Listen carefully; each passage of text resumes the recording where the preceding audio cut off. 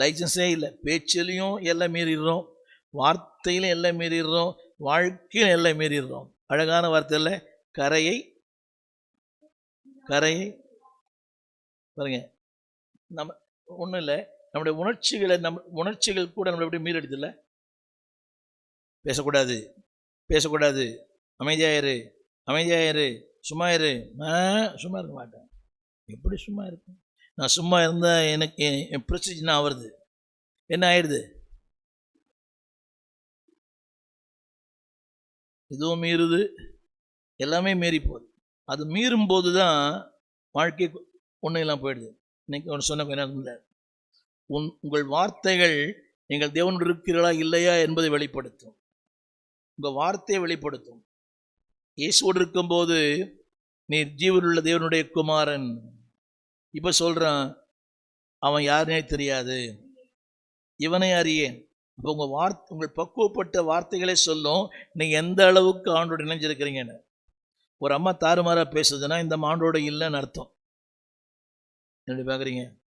ஒரு தாறுமாற ஊழியக்காரர் கூட, நேற்று கூட ஒரு ஊழியக்காரோட செய்தியை கேட்டேன். வாய்க்கு வந்தபடி பேசுகிறார்.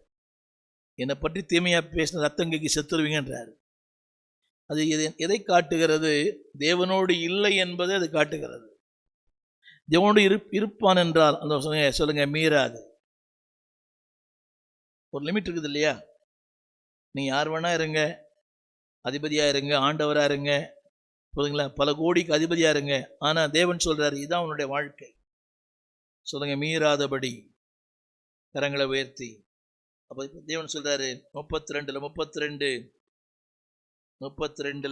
ஆதலால் என் பிள்ளைகளை போதும். ஆதலால், ஏன் அந்த வார்த்தை ஆதலால் போட்டிருக்கிறாரு பாருங்க. வானத்தை படைத்தேன், பூமியை படைத்தேன், ஜலங்களை உண்டாக்கினேன், சமுத்திரத்தை உண்டாக்கினேன், அந்த நதி அதாவது கடல் கரையை மீறாதபடிக்கு அது என் பேச்சு கேட்குது. கரை கேட்குதா? கரையை அந்த வசனம், கரையை மீறாதபடி. கரையை விட்டு இங்கே இரு இருக்க மாட்டேன். நான் எப்படி இருப்பேன்? ஏன்னா அவர் கூப்பிட்றாரு, இவர் கூப்பிட்றாரு, அவர் கூப்பிட்றாரு.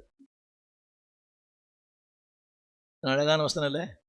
ஆதலால் என் பிள்ளைகளே. பாருங்க, இயற்கை இதெல்லாம் கேட்குது, இயற்கை கட்டுப்படுது, இயற்கை கீழ்ப்படுது. ஆதலால் என் பிள்ளைகளே. ஆமீன் சொல்ல மாட்டீங்களா? என் பிள்ளைகளே சொல்லலை, ஆதலால் இதெல்லாம் நான் பண்ணேன். பூமி இன்னை வரைக்கும்